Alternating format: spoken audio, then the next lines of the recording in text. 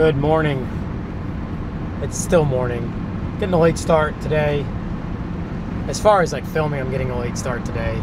Basically spent the morning emailing and figuring out what the day's schedule should be. My good friend Kevin Furness is on his way here today. You guys saw him both on the podcast and when I drove this car, the Q45, cross country home from Los Angeles to here in New Hampshire last November. So Kevin is a tattoo artist and he has been on a road trip in his Tesla Model 3 or Model S, I can't remember. But he's been on a cross-country road trip in his Tesla doing guest spots at tattoo shops all over the country. But there's lots to do even today. I'm filming this on Tuesday, and next Monday, just under a week, is when I fly to Los Angeles for the Rotiform trip. So again, as you guys know, I've got to be out of my shop space before I leave because I'm coming back after the 1st of July. Or so I think. I'm planning on, if I don't come back before the 1st of July, I need to be all moved out of my unit. So just the other day, after I put the tires on the Epsilons, the new tires on the Corvair, I took it for a drive just to get coffee, and it wouldn't start when I got to the coffee shop. And found out it's the solenoid on the starter is the culprit. So I went and got one of those yesterday. Luckily, although the nose cones of the starters are Corvair specific, the solenoids are used amongst most all the starters that GM was using in the 60s. So gonna get the Sentry pulled out, get the Corvair up on the lift, pull the starter, do a new solenoid, and kind of get a look underneath that car. There's a checklist of things I still need to do on that car that I'd really like to get done before I go to Tennessee when I move, to take advantage of the lift, both either at my shop or at my dad's shop.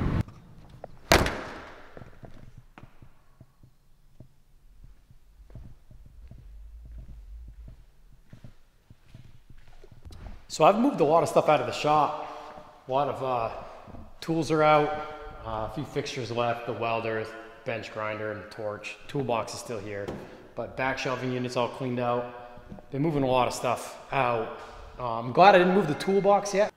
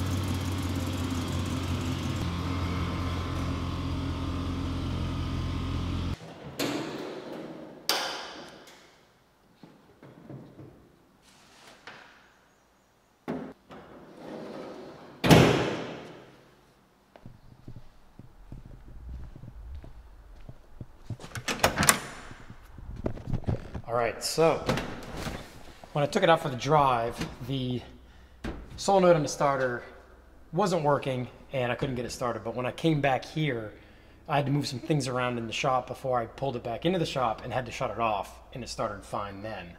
So we shall see if it starts now for its one final necessary start to get it onto the lift.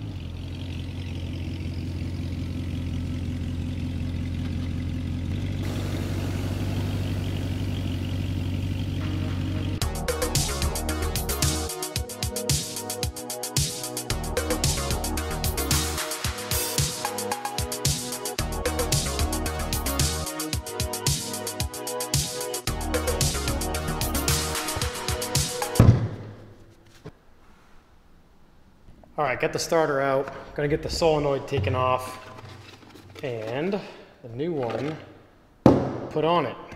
So I'm gonna make sure that this has the correct indexing. Looks like it does.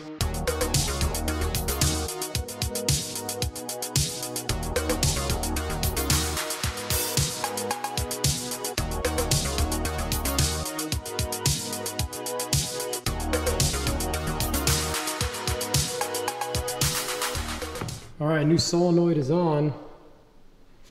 Got a tab back here for connection, and then the two ears with a bolt, and inside is a spring, and that section has to sit over the spring to lock in. Basically, it slides on down underneath this, and then you twist to lock it in so this tab sits in that groove. So, got everything lined up. The old one.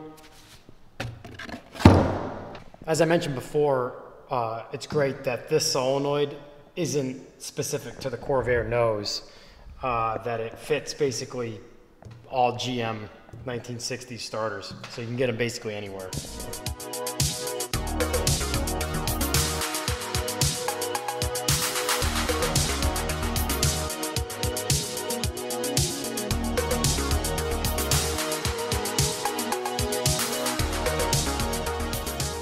The car sat for 41 years before I bought it, and luckily it sat on the pavement, which is why most of the rocker, bottom of the doors, all of this is pretty solid. The floors, we did some patching on the floors. But there's some rust. The thing sat for 40 years, but again, on the pavement, so the thing is remarkably solid. All right, there's a real dark looking cloud coming, and it's almost 3 o'clock, which means it's afternoon coffee time. There's a Dunkin' Donuts right across the street. So I'm gonna get this down off the lift, make sure it starts, take it across the street, get a nice coffee. I do have the Century outside. I've been driving that more lately.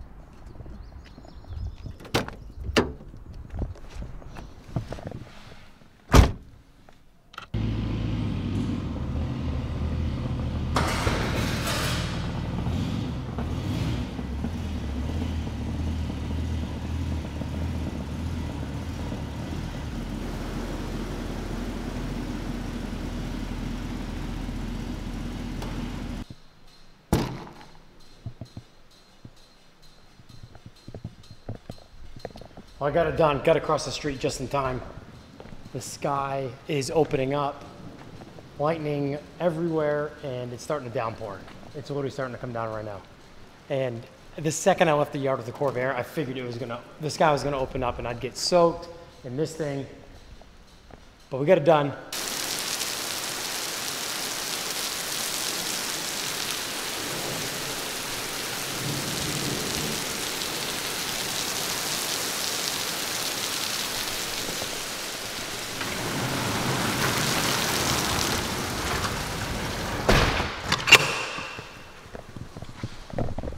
Yeah, just in time. Getting the Corvair nestled into its nook. Takes a little bit of finessing to get the Corvair in second. So they have the 700 in the back corner, the Corvair shoehorned in at a bit of a 45-degree angle, but still have enough room to pull a car straight in and straight out. Especially something as long as the Century with the shelving unit in the back there takes up a bunch of space.